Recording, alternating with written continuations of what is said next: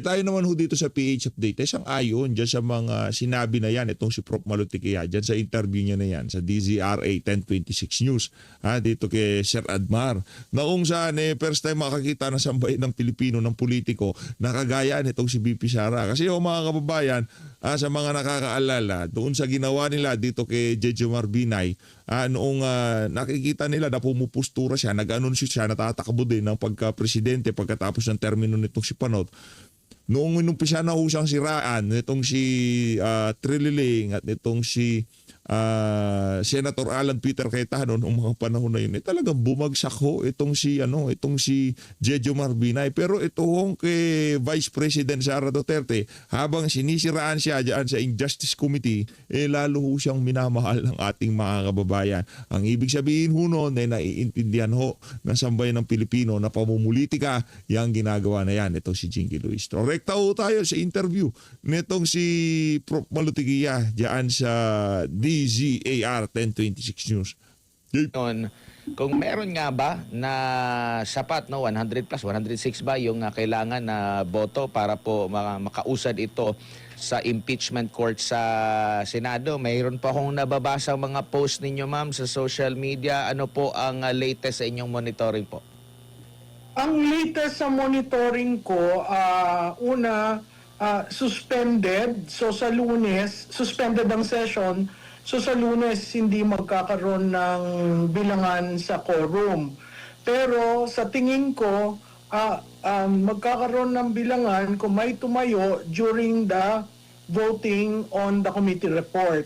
Bakit kailangan magkaroon ng quorum? Kasi yung 106 na required votes para yung impeachment mabotohan sa plenaryo ay base sa quorum. So, ang quorum ay 160.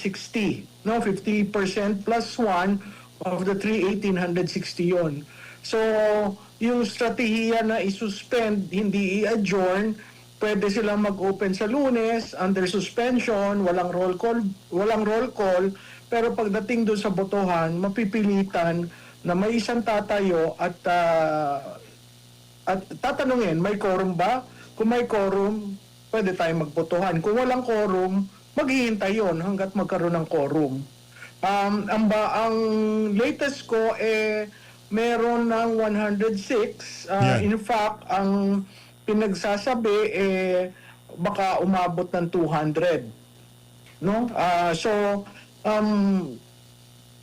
Tingnan natin kung anong mangyayari kasi mahaba pa naman, meron pang 4 na araw bago ng Lunes. Pero nagpadala na ng nakalendar na yan kung titingnan nyo yung website ng Kongreso at na-distribute na ang kopya ng committee report sa lahat ng miyembro.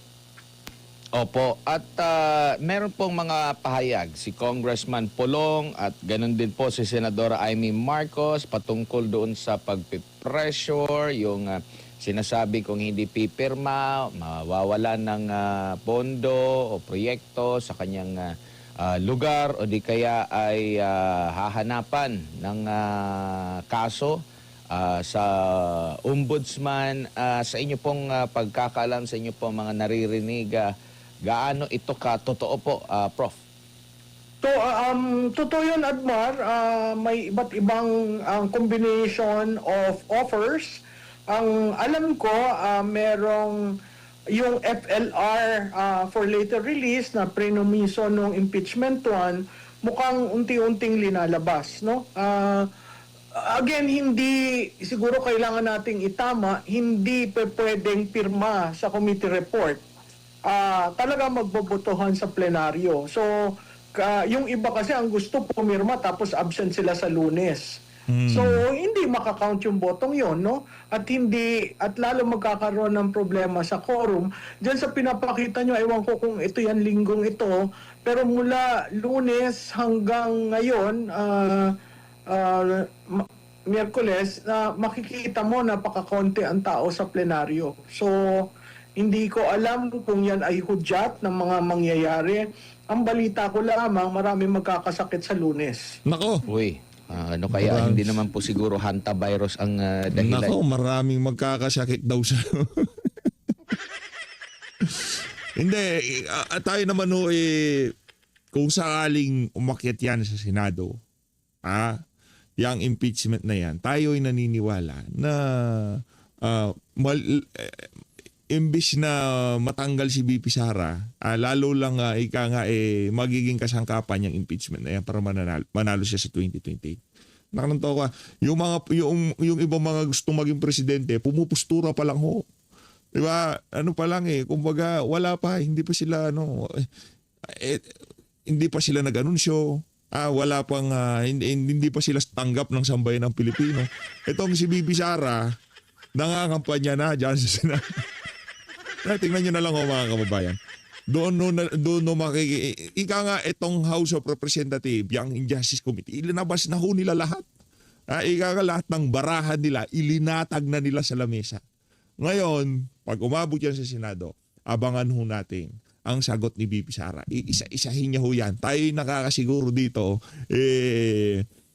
kung sakaling impeach siya dyan, yung mga senador na mag-i-impeach sa kanya, napakalaki yung sampal sa pagmumukha nila pagka narinig nila ang mga paliwanag ng depensa ng kampo nitong si BP Sara. Ako po. Sakit. Pero, Prof, sa tingin nyo po, kung talagang legit na may mga ganitong mga information patungkol sa sinabi ni Congressman Pulong at ni Senadora Amy, meron pang isang maaari bang ikonsidera din nila na maaari ding hindi umusad yung impeachment laban sa pangalawang Pangulo tapos boboto pa sila, mareresbakan talaga sila, lalo na ng mga supporter ng pangalawang Pangulo. Kasi nga, inaantay pa yung magiging desisyon din ng Korte Suprema na marami din silang mga punto doon na sinasabing mga pagkakamali during sa proseso ng impeachment. Tama yan, Admar, pero ang paniwala ko, ang House decided na i-elevate kahit may mga problema. Pero i-emphasize natin yung sinabi ni Senator Ping Lacson, no? Yung forthwith na sinabi ni Senate President, ang meaning niya the following day, mukhang hindi magkakatotoo dahil sinabi ni Senator Lacson na may mga pending issues pa sa Supreme Court, hindi sila pwede mag-convene, tapos may pahaging pa siya na magre-recess muna daw sila. So makikita mo yung reaction ng Senado sa mangyayari, hindi maipapasa sa kanila ng malinis dahil question si Madriaga, question ng AMLAC, maraming question ang parte ng Vice Presidente at yun legitimate course of action. Kahit yung COA yung mga findings ng COA, hindi pa naman umaabot sa Supreme Court, hindi pa sila nag-a-appeal. So kumbaga, hindi pa stable lahat ang magiging basihan ng impeachment court. So telling yon, telling rin yon na nasa Constitution na may 60-day ang House from the time na refer sa committee to come up with the decision at may 60 days ang Senado as an impeachment court. So yun ay mga bagay-bagay na kailangan nilang itingnan kasi malapit na naman mag-recess. Yung tinatawag na Sine Die adjournment ay naandyan na by June. So technically, yung session days will be cut. I don't know how they will conform with the 60-day requirement ng saligang batas. Kasi pag binilang mo yung 60 session days, tumama na yun sa calendar ng Kongreso. Opo. Ma'am, dito naman po sa issue po ng mga lipatan na po ng mga partido, ano po ang mga indikasyon po dito? Ano po yung mensaheng maaring makuha natin na ukol po dito? Lalo na alam natin yung lakas, malakas yan. No? Lalo na po ng pagkapanalo, maraming nagsilipatan dyan. Pero mula lakas, which is ang sumusuporta din sa kasalukuyang administrasyon, marami din daw po na nagsilipatan sa NUP at sa PFP, which is yan yung naging partido ng Pangulo. Admar, tama yun. May lumipat sa NUP at ang NUP ngayon, instead na conscience vote, merong 30 members nila ang boboto para sa impeachment. Doon sa PFP, bago pa yung committee report sa impeachment, naglipatan na dyan. No? So makikita mo ang nawawalan ngayon ay ang lakas, ang NPC, buo pa yan, ang nationalista, buo pa, ang PDP, ilan lang, pero wala namang movement. So makikita mo yung movement towards those political parties backed by either the president's son, or an oligarch na doon pumupunta.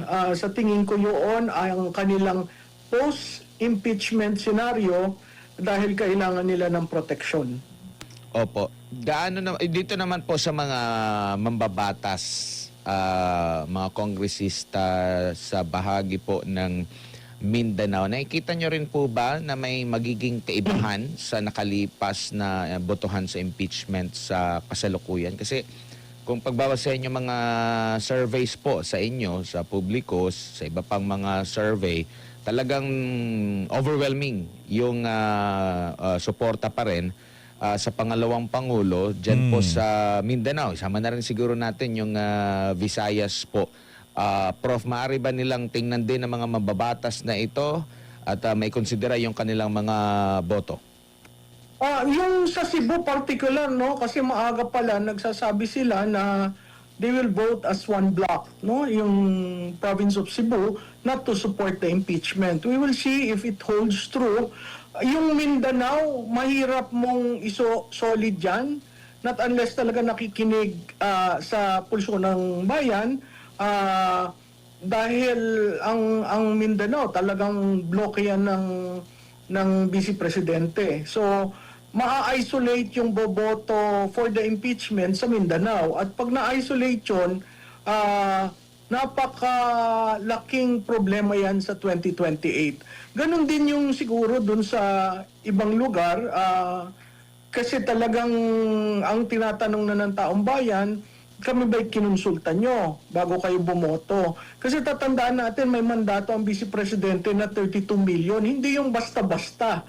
Kasi that is the highest in the history of electoral politics in the country, the highest for a Vice President. So, hindi ko maintindihan kung bakit hindi bumabalik ang mga kongresista sa kanilang mga distrito para sumangguni. Kasi napakahalaga yung dala-dala mo ang basbas ng iyong mandato sa usaping ito. Hindi ka nang bumoboto dahil sa interes mo, pero bumoboto ka sa interes ng iyong constituents. Opo, ma'am, si MJ po ito. Actually, may congressman, ma'am, na naggawa ng ganon, si Congressman Dale Corvera ng Agusan del Norte. Kanya raw pong, kahit nung first batch ng impeachment last year, kinonsulta niya raw po yung kanya mga constituents at sabi, ayaw namin sa impeachment. Kaya yun yung ginawa niya, inassert niya doon sa plenary, ma'am.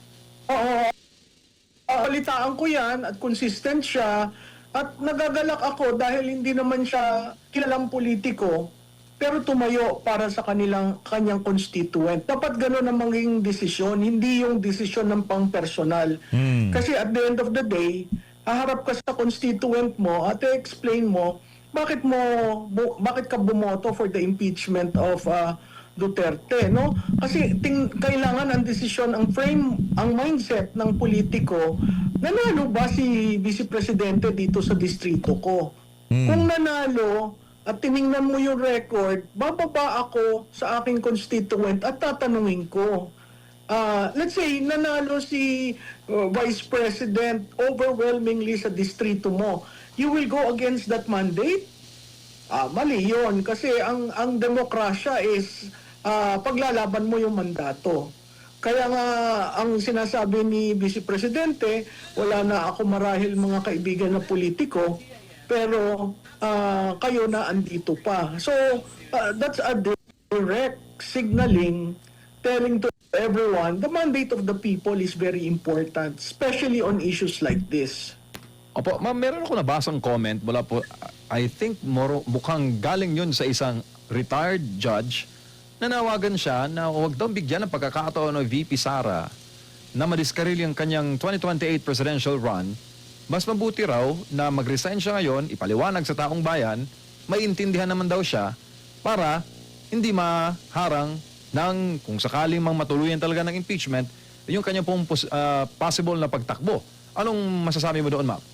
MJ, yan ay kinonsider sa mga senaryos na napapag-usapan sa kampo ng Vice Presidente.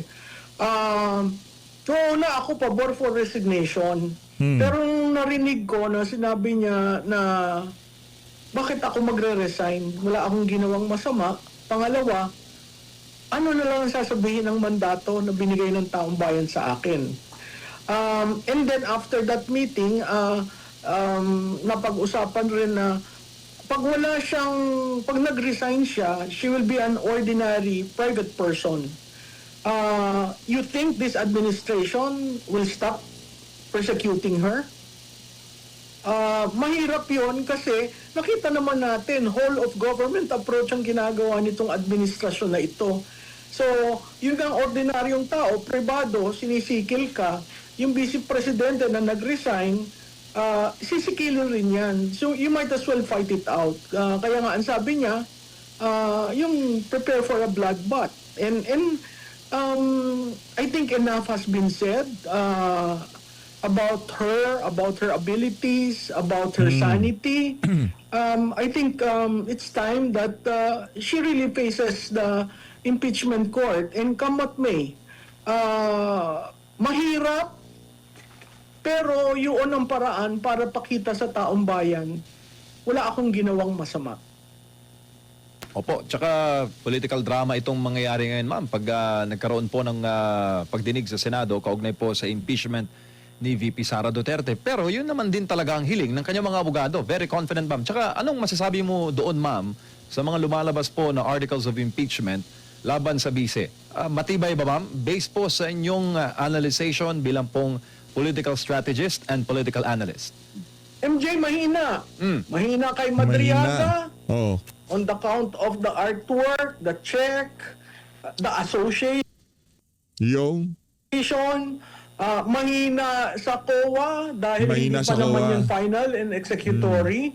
At may pinapagawa akong study sa opisina na lumalabas, maraming pending na ano yung ND, I forgot the term, na hindi na babayaran, na hindi nababalik ang pondo. In fact, lumolobo ng lobo yon. Ang pinakamalobo ay sa Office of the President. So, carried from various administration. May right si BP sa Supreme Court. Maling-mali ang SALN at ang AMLAC dahil ang basihan ng AMLAC ay yung SALN ng 2007 hanggang 2026. Hindi impeachable officer ang vice mayor at ang mayor, so dapat ang kinalkula lang doon ay 3 years. Kaya makikita mo yung narrative na gusto nila, may ill-gotten wealth siya kasi magmula vice mayor hanggang vice president, lumaki, nagbalon ang kanyang pag-aari. Pag tinignan mo yung salin, hindi nga nila tinignan yung assets. Ang tinignan lang nila cash on hand at cash on bank. Tapos, relate na nila sa AMLAC. Ano ang mali dun sa AMLAC? Transactions ang tinignan. Pinoint out na yan ng mga ordinaryong teller at bank managers. Hindi transactions ang tinitingnan mo. Yung end of the day, magkano ang naiiwang pondo sa bangko, no? Mali rin yung doon sa conditional threat, no? May insinuation pa doon na yun ang naratibo nila. She is not fit to be a leader. She is not fit to be president. She is not sane. Imagine coming up with that declaration na based doon sa video, binigay daw sa psychiatric division ng NBI at sinabi she is not fit to govern. I mean, without naming who, without showing the psychiatric record, I mean, these things, sa tingin nila, tanga ang Pilipino. kaya nga ako nagpapasalamat kahit hindi linalabas ng mainstream media, ng ibang mainstream media, na andyan ang social media. At natutuwa ako sa bawat tapon ng House Justice Committee, ang taong bayan ang nagsasaliksik. Ang taong bayan ang tumitingin. Tama ba ito? Parang mali ito. Diba? So, nakakapagtaka na sa uri ng chairperson ng House Justice Committee, hindi niya yun nakikita. Alam mo, ang nakakapikon pa dyan, she comes up with an opening statement that comes up with conclusions based on speculations. Mahirap naman yun. Abogada siya. Dapat alam niya na ang basihan ng iyong mga sinasabi ay ebidensya. At kung titingnan mo uli, babalik tayo dun sa 2 complaint na nakapasa sa form and substance, wala naman siyang evidence na nakalakip. In fact, dinaan sa ilang clarificatory on probable cause yung evidence. Dapat yun nakalakip. At pag kumuha ka ng kopya, makukuha mo yung kopyang annexes. May isa pa doon, footnote lang. Yung kay Ginoong Trillanes, galing sa isang footnote. Nakita mo naman nag-testify base sa isang footnote sa complaint. So, ang daming mga violations kung titingnan mo based on the Duterte ruling by the Supreme Court.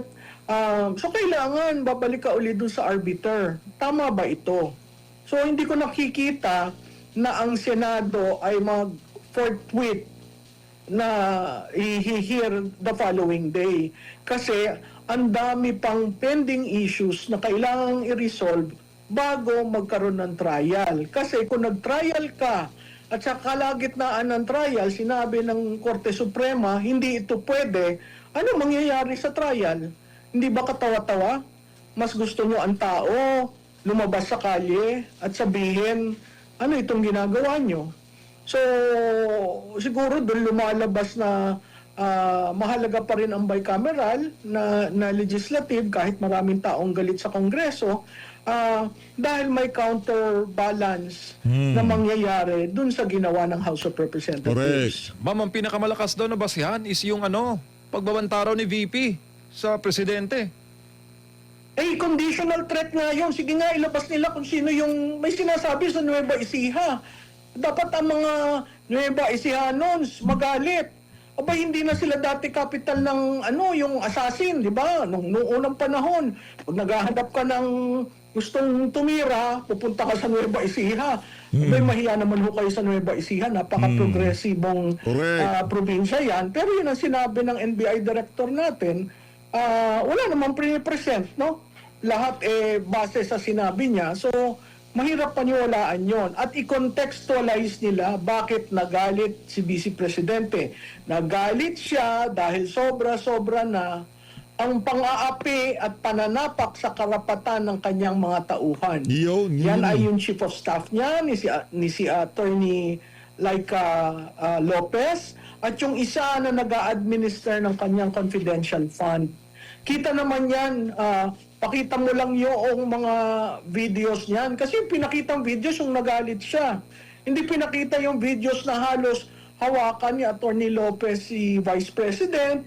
Hindi pinakita yung video ng tauhan niya na tumaas ang BP, that she had to be rushed to the hospital. Walang konteksto ang pagsasalita ng NBI Director. Nagulat nga ako na ang NBI Director pwede palang mag-witness sa mga ganyan. Opo. Ma'am, speaking of NBI, meron po kasing, alam ko po, nabalitaan po ninyo yung isang sikat na personalidad na nahuli sa entrapment operation. Pero sa Malacanang po, ma'am, BFF daw ni VP at ni PRRD. Ano tingin mo dun, ma'am? Nako. Ay, maling-mali yung sikon. Yan aking BFF, maling-mali siya. Sayang ang printer na colored. Tingnan mo na lang ang videos ng amo mo. So, hindi... Sayang yung printer. Pambira talaga tong si Prof. Malutiga. Lakas mong orat. Yung tao yan ay hindi kasama sa kampo ng Duterte. Ang balita ko, gusto niyang sumali sa kampo ng Duterte. Pero yung nangyari sa kanya, nakakalungkot, pero nandyan na yan, may accusation sa kanya, so dapat harapin niya. At kung totoo yung sinasabi niyang video na 90 minutes, bakit hindi nila ilinabas? 'Di ba? Dapat linabas na yan. Bakit tinatagalan? 'Di ba? So, Pagka ang meron nyo kayong nakitang 90 minutes sa video na lalabas, anak ng Petrang Garapata, mas bibigat to yung yung akusasyon ng extortion laban dito kay kay Franco Mabanta diyan sa PGM. Paano kung ibang page naman na naglabas, hindi ang kampo ni Franco, 'di ba? Mas ho 'yun. Kaya kung meron din man lalabas, ilabas na 'yan. Hindi diyan sa Peanut Gallery network, 'di ba? Media network. O sa ibang ipalabas sa iba yan kung meron pang ibang may hawak. Nako, hindi magagamit yan. Pang extort. Sigurado makukulong kayo kung pag nagkataon. Kaya para sa kapakanan na lang ng sambayan ng Pilipino, ilabas nyo na yung mga mailalabas yung mga panahon. ako naniniwala ako, isang malaking drama na naman ito para maalis ang focus Drama. dyan sa issue ng sino ba ang mastermind. Pangalawa, sa tingin ko, ito ay paraan para ilagay lamang na ang masterminds ay si former Speaker at si Congressman Saldico. So, abangan natin kung anong mangyayari dyan dahil malaking pera yon. At iba't ibang version na ang lumalabas. May version na trinetret si Speaker Martin Romualdez. May nagtatanong naman na akala ko ba frozen na ang assets ni Speaker? Bakit may pondong ganon? So maraming loose ends dyan sa naratibo na nagulat ang bansa. Pero sa tingin ko, meron niyang political connection. Ma'am, pag nagpa-picture ba, meaning to say close kayo? Hindi, ang dami kaya nagpapapicture. Ako nga, hindi ko kilala yung mga iba. Nagpapapicture doon sa mga politiko. Yun talaga ang kagawian natin. Ngayong may cellphone, lahat gusto meron souvenir siya. Tama naman yan, di ba? Hindi ebidensya yung mga picture na yan. Ako nga, ginawa ko pang profile pic tong si Tatay Digong. Ibig sabihin ba, kaklose niya na ako? Ibig sabihin ba, pinabili niya na ako ng motor? Di ba? Hindi ko ganun gumagana ang mundo. Di ba? Si Madriaga, nagpa-picture lang. Ay, wala man ata silang picture nitong si Tatay Digong. Pero dinaig pa ho si Christopher Bongo. No? Hindi close. Mas close yung in-embrace mo. At nag-host ka ng party sa birthday ng taong yun sa bahay mo. Anong ibig sabihin nun? Diba? So, itong si fake news peddler, mahiya naman. Tigilan na yung fake news. Kasi sila ang may advocacy na walang fake news. Paano susunod ang tao kung sila ang fake news? Correct. Opo. Ma'am, bago lang po ulit si Parton Admar, malapit na po ang State of the Nation Address ngayong pong taon. Ano Sona kayang na, laman ng sona. SONA, ma'am? Nakikita niyo po ba na may mga build-up ng mga lalamanin ng SONA, lalo pat may kaso na ngayon sa Ombudsman, si former Speaker Martin Romualdez? Alam mo, MJ, mahirap ang build-up. Kasi hindi siya pwede magsabi na sana hindi umulan yung panahon na yan. Pero mahirap mong i-claim na walang baha, mahirap mong i-claim na nasolba na ang mahiya naman kayo campaign. Hindi pinalabas ang ICI report, 'di ba? Natapos ang ICI, tahimik ang lahat. Ang Blue Ribbon, napaka unparliamentary yung ginawa na naglabas ng committee report na partial, naglabas ng committee report na walang majority members na nakapirma. So nakakapagtaka yun kasi hindi yun ang nakagawian at tradisyon ng Senado. Usually may majority. At kung walang majority, pipilitin mo makakuha ng number. Yan. Bakit minadali is another question.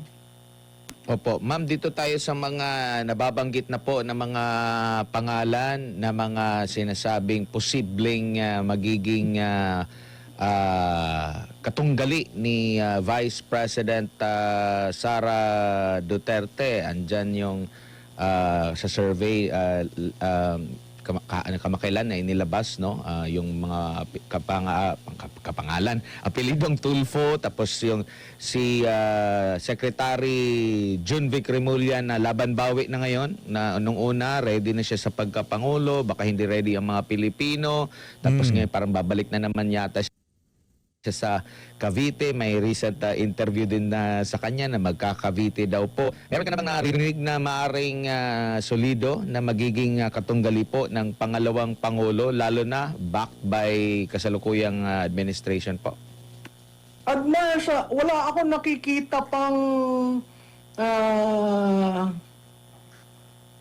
nakikita pang malakas na merong babangga sa base ni Vice Presidente.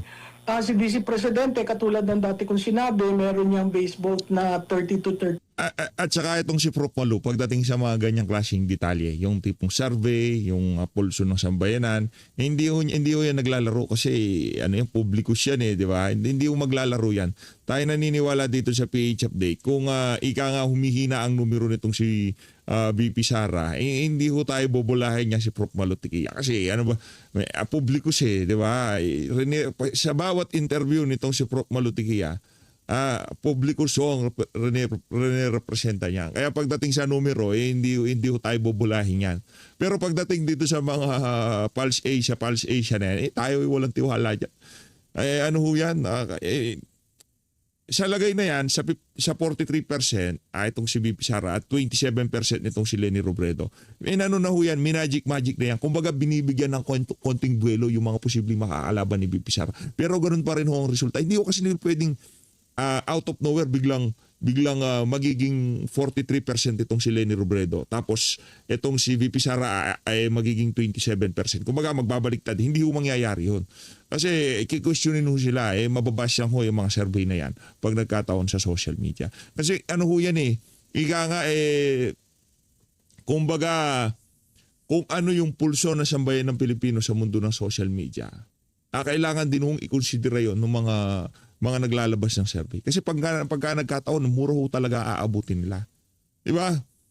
Ngayon, kung itong si VP Sara naman, bagsak sa survey, tapos bigla nilang tinaas, ganun din ho ang mangyayari dyan.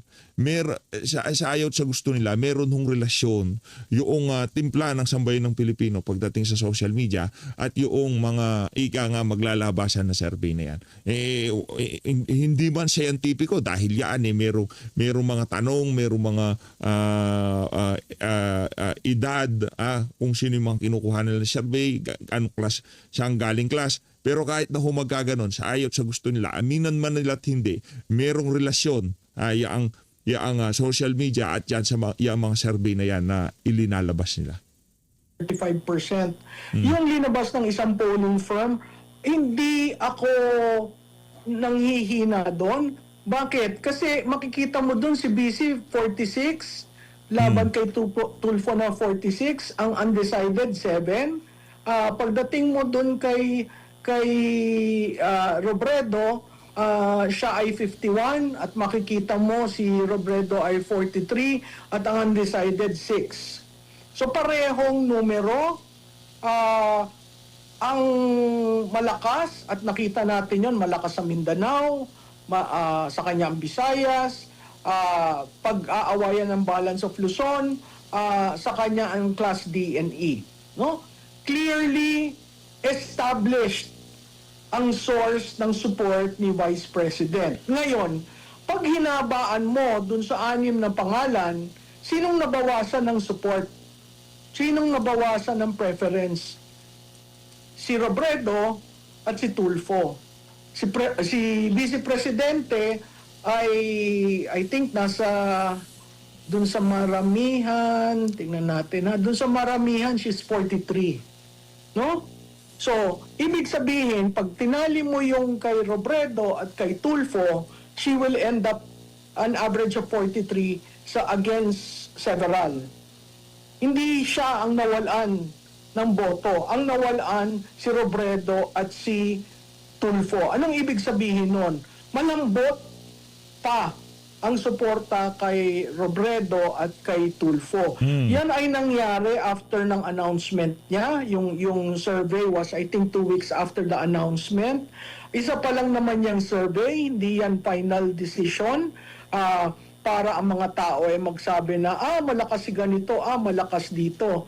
Yung nagtay, sa tingin ko yan, kaya ko sinabi yung undecided, kasi may undecided na sa pakiwari ko ay kaya naging undecided dahil naghihintay ng kasagutan sa mga issues. Ito ring survey na ito ay hindi nangyari nung dinedemolish siya. Sa aking paningin, yan ay mas bababa. Okay? Pero hindi bababa sa 30 to 35% kasi yan ang base na boto ng Duterte nationwide. So, hindi ako alarmed. Ang nagdududa lang ako, commissioned survey daw yan. Yan. Bakit ilinabas? Ngayong panahon na ito na nagliligawan sa boto. Ang pagkakaintindi ko, gusto lamang daw makita nung nag-commission para matulungan ang kanyang mga colleagues sa Senado. Dapat yan hindi linabas publicly. Kasi kung yun ang intention, edi dapat nag-usap sila o paano pag ganito ang resulta. That only tells me that they're very concerned. So tama yung ginawa ni Vice Presidente na rineshape niya yung arena from being a respondent to being a frontrunner for 2028. That shows Galing ni VP. that she is a frontrunner. Opo. Dagdagan po natin ng mga possible scenarios po, ma'am. If ever po na magkaroon ng desisyon ito pong Korte Suprema pabor po kay Vice President Sara Duterte or itong impeachment court pabor kay Vice President Sara, magiging puntos nito, and if ever naman po na ma-impeach ang pangalawang Pangulo, kasi nababasa ko rin sa social media yung mga suggestion ng ibang mga netizen na halimbawa na kung ma-impeach ang pangalawang Pangulo, meron pa namang Duterte na maaring qualified na during that time, which is si Mayor Baste. Baka mapunta rin doon yung suporta na intended for Vice President Sara Duterte. Yan, If gusto ko ever itanong po yan. na ma-impeach naman po, ano po nakikita nyo po dyan, Prof? Alam mo, Admar, yun yung tinatawag na shared brand. Nakikita natin, there was a date sometime in April 22 when the father had the ICC what they call this presentation of the charges and the jurisdiction issue, and while the Vice President was undergoing this probable cause hearing in the House. So makikita mo sa shared brand, pag naapektuhan yung isa, may apekto dun sa mga anak, no? Pag naawa ang mga botante sa ginagawa kay former president, may effect rin sa mga anak. Yung kung ma-impeach siya, sa tingin ko nasa lansa na maigi ni Vice President Duterte, who will take over. And I think that becomes now a chess move that is very hard to respond to. Kasi una-una, walang kalaban dun sa kabila na nakikita nila malakas. Pangalawa, magsasanib puwersa pa sila. Ano yung agreement tungkol sa pagsasanib puwersa? So lahat yan stand still hanggat matapos yung impeachment. Kung okay. natapos ang impeachment na si Vice President ay hindi na convict, wala na. Tapos na. Kumbaga, all odds shall make it. Kung na-convict siya, there are scenarios and they have actually lined up the possibilities of other candidates. Malakas pa rin ang puwersa ng Duterte-backed candidate. Yo. Kasi sa nangyari dito sa impeachment. So mahalaga ang Korte Suprema dyan, mahalaga na sana maaga silang magdesisyon para nakakasama yan dito sa usapin ng trial. Kasi yung decision dun sa forthwith medyo delayed na, pero at least nakatulong rin yon para dito sa susunod na hearing. Yo. Opo. Prof, huling top Ayun na nga mga kabayan, dito na tatapusin ang ating reaction video. Kung gusto nyo marinig ang huling katanungan na yan, itong si Sir Admar, punta ko kayo, DZRA 1026 News. Maraming salamat po mga kababayan, mag-ingat po kayo lahat ng ating Pilipinas.